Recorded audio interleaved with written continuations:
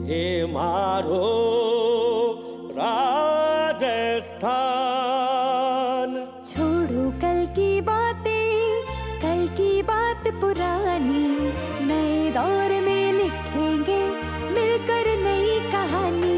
ये नया दौर है, ये नया दौर है, ये नया दौर है, ये नया दौर है।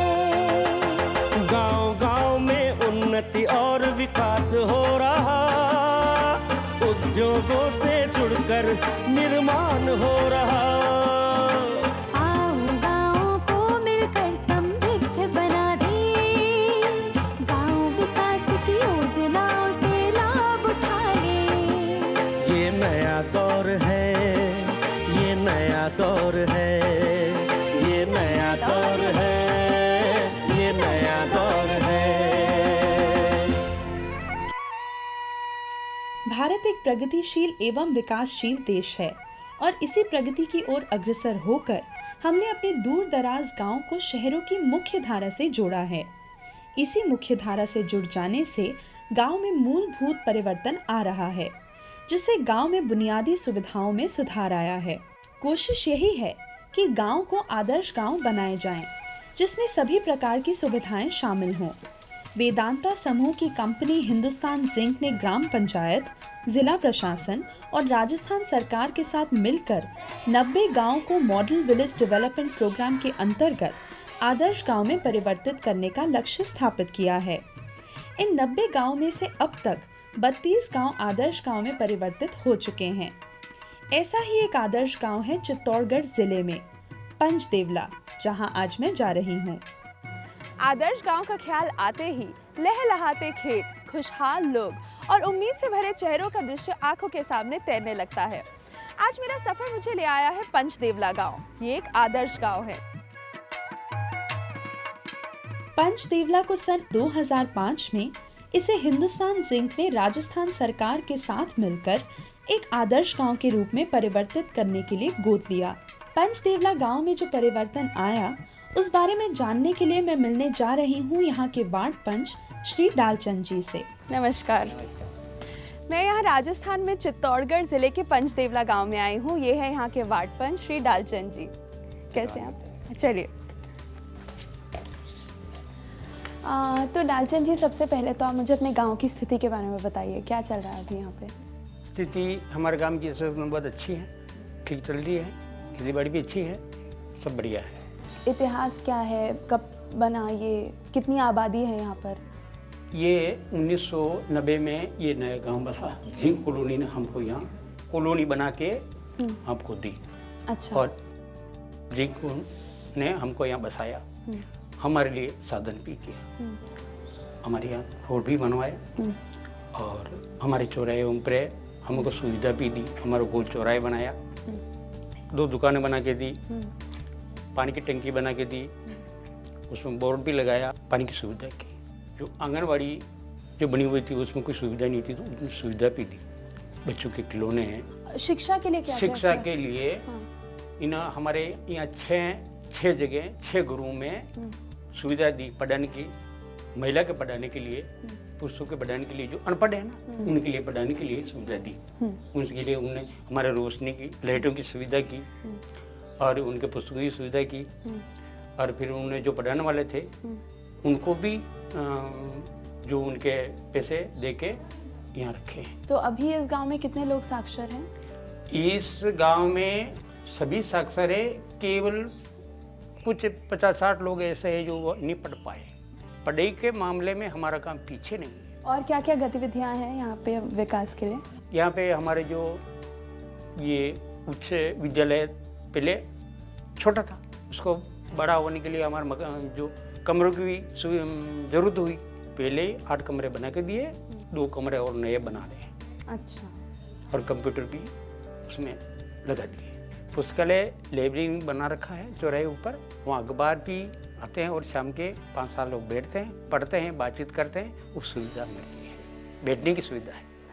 जैसा डालचंद जी ने बताया, हिंदुस्तान जिंक, राजस्थान सरकार, जिला प्रशासन और ग्राम पंचायत के मिले जुले प्रयासों से गांव में मूलभूत परिवर्तन आया है, जैसे पेयजल आपूर्ति के लिए गांव में पानी की टंकी है, हैंड पंप है, साइकिल रिपेयरिंग शॉप है, गांव के रोजमर्रा सामान के लिए दुकानें हैं, महिला सशक्तिकरण के लिए स्वयं सहायता समूह तथा बच्चों के लिए आंगनवाड़ी केंद्र है। पंचदेवला एक आदर्श गांव बने, इसके लिए जरूरी था कि लोगों की आमदनी बढ़े, खेती के अलावा आमदनी का कोई और भी जरिया हो। यहाँ आसपास के शहरों में गांव के लोग दूध बेचने जाते थे। हिंदुस्तान जिंक लिमिटेड इन सभी को एक छत के नीचे ले आई। यहाँ डेयरी भवन बनवाया गया, जिससे कारोबार और मुनाफा दोनों बढ़ गए। गांव में एक बड़ा स्कूल भी है। इस स्कूल के बारे में जानने के लिए अब मैं मिलने जा रही हूँ स्कूल के प्रिंसिपल से। आप मुझे अपने विद्यालय के बारे में बताइए, यहाँ कितने बच्चे पढ़ते हैं? 200 के आसपास बच्चों की स्ट्रेंथ है। और क्या क्या क्लासेस होती हैं, कौन से स्टैंडर्ड से? यहाँ पर 6 से लेके 10th तक क्लासें चलती है। अच्छा, और इनके विकास के लिए क्या क्या गतिविधियाँ चलाई जा रही? सब विकास यहाँ टोटली जिंक ने ही किया है। यहाँ पर जिंक ने इस विद्यालय को गोद ले रखा है। यहाँ पर जितना भी आपको कंस्ट्रक्शन दिख रहा है और जो चल रहा है सब जिंक के मार्फत है। हमारे यहाँ एक तो पूरा स्टाफ है, ट्रेंड टीचर हैं यहाँ पर। स्पोर्ट्स के लिए भी इन बच्चों को सुविधा है। कौन कौन से स्पोर्ट्स? यहाँ पर स्पोर्ट्स में क्रिकेट, फुटबॉल है, वॉलीबॉल है। यहाँ के बच्चे आगे खेलने भी जाते हैं, हम टीम भेजते हैं यहाँ से। इनकी सुविधा के लिए जिंक की तरफ से कंप्यूटर के भी लगा रखे हैं, जो भी बच्चे यहाँ पर कंप्यूटर पर कार्य करते हैं, और इससे उनको मदद मिलती है। और आगे कंप्यूटर के कोर्स भी अगर वो करना चाहें तो यहाँ उनको प्राइमरी थोड़ी प्रारंभिक जानकारी हो जाती है और वो आगे बढ़ सकते हैं। स्कूल से निकलकर मैं पहुंची गांव में बने पुस्तकालय में। तो आप मुझे अपनी पुस्तकालय के बारे में बताइए, कब बनी? मैम ये 2007-8 में बनी है और हिंदुस्तान जिंक की तरफ से। तो यहाँ आप लोग क्या क्या करते हो? यहाँ पे गांव के बच्चे और पुरुष वगैरह आते हैं, पुस्तक जो भी अवेलेबल है यहाँ पे वो पढ़ते हैं, समाचार पत्र पढ़ते हैं। और यहाँ मैं ये कंप्यूटर भी देख रही हूँ, तो इससे आप लोग क्या सीख रहे हैं कंप्यूटर चलाना?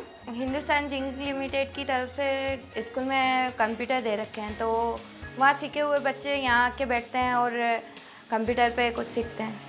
कितनी खुशी की बात है कि गांव में पुस्तकालय होने की वजह से बच्चों की पढ़ाई में रुचि बढ़ रही है और साथ ही बाहर की दुनिया में क्या हो रहा है इसका भी उन्हें समय समय पर पता लगता रहता है। जहां एक और गांव में पुस्तकालय है, वहीं गांव के बड़ों के लिए प्रौढ़ शिक्षा केंद्र भी है। पंचदेवला गांव के सफर में मैं आ गई हूँ इस प्रौढ़ शिक्षा केंद्र में, जहाँ पर ये सभी महिलाएं स्लेट और चौक के साथ कुछ पढ़ना लिखना सीख रही हैं। आइए जानते हैं कस्तूरी से। तो कस्तूरी, साक्षर गांव साक्षर प्रदेश, इस योजना के बारे में मुझे बताइए। साक्षर गांव साक्षर प्रदेश योजना जिंक की तरफ से है। इसमें ये 2008 में शुरू हुई थी। बिल्कुल निरक्षर है, जो अपना नाम भी नहीं लिख सकती है, कुछ पढ़ लिख कुछ भी नहीं सकती, उनको हमने पढ़ाया, लिखाया, उनका नाम सिखाया। ये तीनों किताबें हैं, जो वो औरत तीनों किताबें पढ़ लेती है और उसको समझ लेती है, उस औरत को हम पास मानते हैं। इन औरतों के आत्मविश्वास में कितना परिवर्तन आया है? आया ना, देखो ये खुद अपने आप को समझती है कि अपना नाम हम किसी और से नहीं लिखाएं, हम खुद लिख सकते हैं। कहीं पे भी जाए तो साइन करने के लिए वो उसको अंगूठा नहीं टेकना पड़े, वो साइन कर लेती है और अपने आप में वो खुश नसीब समझती है कि हम साइन कर लेते हैं, कुछ पढ़ लिखते हैं। ये है पंचदेवला का चौराहा। इस गोल मैदान को आप यहाँ का ओपन एयर कम्युनिटी सेंटर ही मान लीजिए। शादी ब्याह के पंडाल यही लगते हैं। इसके अलावा स्वास्थ्य जांच शिविर, पशुओं के लिए जांच शिविर, किसानों के प्रशिक्षण शिविर, साल भर यहाँ कोई ना कोई कार्यक्रम चलता ही रहता है। पंचदेवला गांव में आकर मैंने समझा एक आदर्श गांव को, एक ऐसा गांव जहां सभी प्रकार की मूलभूत सुविधाएं उपलब्ध हों। गांव में स्वच्छता है, बिजली है, पानी है, पक्के घर हैं, स्कूल हैं, साक्षरता है, पंचायत घर है और समय समय पर गांव में स्वास्थ्य शिविर भी लगाए जाते हैं। राजस्थान सरकार और वेदांता हिंदुस्तान जिंक के संयुक्त प्रयास और गांव वासियों की सक्रिय भागीदारी से आज राजस्थान के गांव में प्रगति, उन्नति और विकास का ये नया दौर है।